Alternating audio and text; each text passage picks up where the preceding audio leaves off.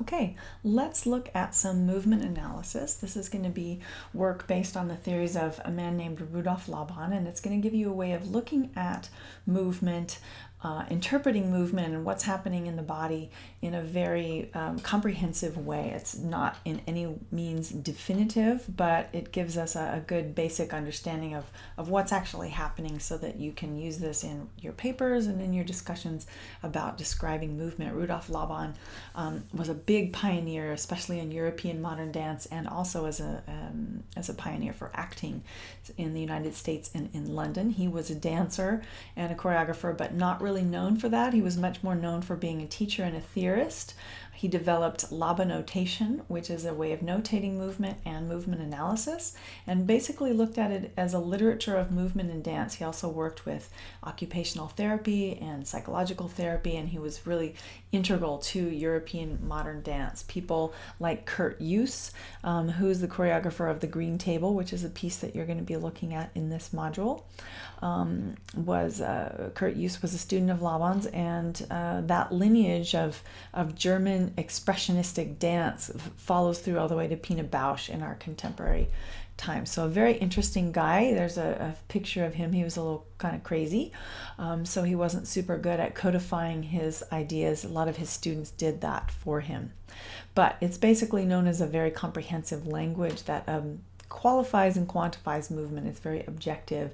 It synthesizes and describes movement. The ingredients of the system, we're going to look at three basic categories: the body, space and shape, and effort. So when we look at the body, we're looking at where in the body the movement's happening. How is the body organized? What parts move? Where does the movement start? So we first look at gesture, and there's some goofy little pictures of some gestures that probably you recognize, and I'd like you to think of some for now that you do. Simple gestures that communicate things, or sometimes they are desired to kind of mask expression, so little unconscious habits.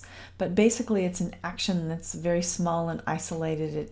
It takes place in one or small parts of the body and has minimal movement in that. So people shaking hands or waving or putting a hand on a shoulder or scratching an itch, those are all things that are gestures. And you'll see this a lot of times in dance, and it's abstracted so that it becomes more stylized gesture, but you can use that term as you describe those movements. Next we have posture. So gesture and posture. Posture, as opposed to gesture, is assumed by the entire body, so the whole body takes the action and takes constant adjustment in that. So the mover is fully concentrated and using the whole body. Lastly, in the body category, we're looking at initiation, so where the movement starts and where it takes place. In the center, so centrally initiated is in the core, the ribs, the belly, the pelvis, etc., close to the axial skeleton, and then distally is the parts further away from the body. So fingertips or toes, things like that. Also initiation, is it in the upper body or lower body? Okay, let's take a look at Kurt Jooss's Green Table. This is a video that's part of your class.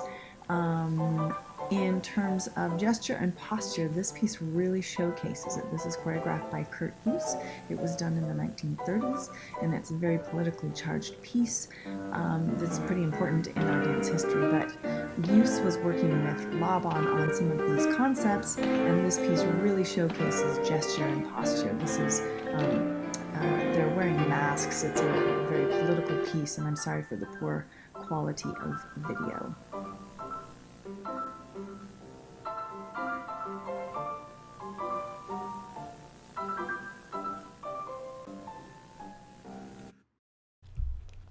When we look at the effort or energy or force category, we're going to be looking at four basic ideas here. And when we talk about effort, we're talking about the quality of the movement and how it is performed.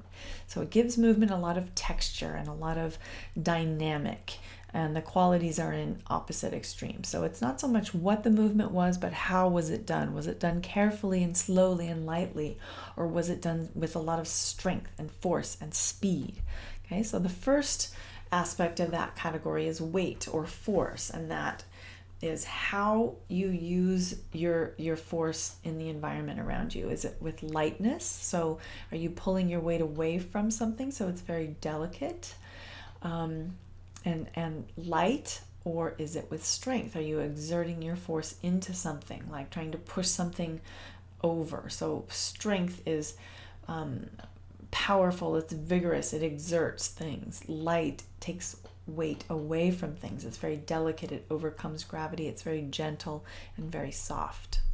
Next we have time, and those opposites are sustained versus sudden. So sustained lingers, it drags on, it's leisurely, it's drawn out, it's slow, and sudden is very quick, urgent, and hasty. And this is important to note, it has nothing to do with duration. So duration, it could take as long for movements to happen with one and the other, but it's the attitude, the expressive attitude towards time. Do they approach it in a leisurely manner or in a very sudden, urgent manner? Focus is the next aspect of effort, and we're going to be looking at direct focus or indirect, and these are not qualified, they're not good or bad, but just different. So direct focus is very pinpointed, precise, it zeroes in on things, and indirect focus is very panoramic and scanning, it meanders, it changes all the time. So in the Bharatanatyam dance example that you saw in Module 1, that dancer uses a very indirect sense of focus in that. Flow is about tension and how the movement continues or not. How does the movement keep going? Is it free, like a child running on the beach without any want to stop? Or is it bound? Is it held back? Is it like you're in a shop and you're touching a glass figurine that you want to be very careful not to break, or holding a hot cup of coffee so you're ready to stop? There's tension in the body for bound flow. There's just easygoing, ready to go, relaxed flow in free flow. Okay, so effort, summary, weight, time, focus, and flow.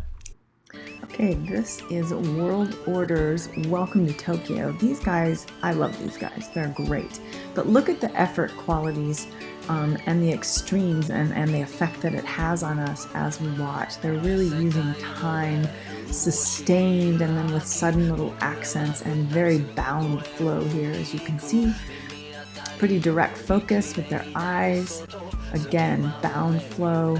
There's a moment that's free flow right there. Look at the direct focus. And then these guys come zooming right back up with some sustained use of time. Again, direct focus. And then you can see that little tremor in the fingers. So you see little sudden movements there. It's really beautifully done in terms of those extremes, highlighting effort qualities.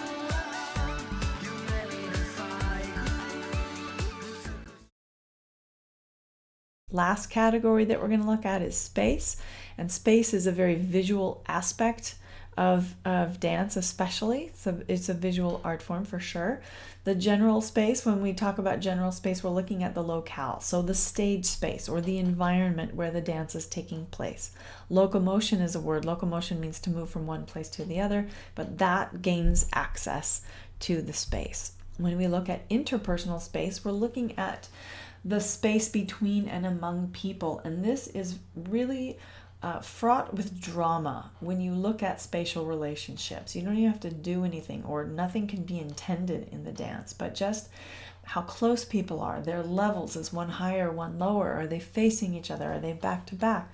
All those just basic positions between people can tell stories. So it's important to think about those spatial relationships as you look at dance. And then lastly, for what we're going to be looking at for Laban movement analysis, is personal space. And if you were in a face-to-face classroom right now, I'd of course have had everybody standing up exploring all these things, but this one I would make you reach out to your far edges of personal space, just like this guy in the bubble here.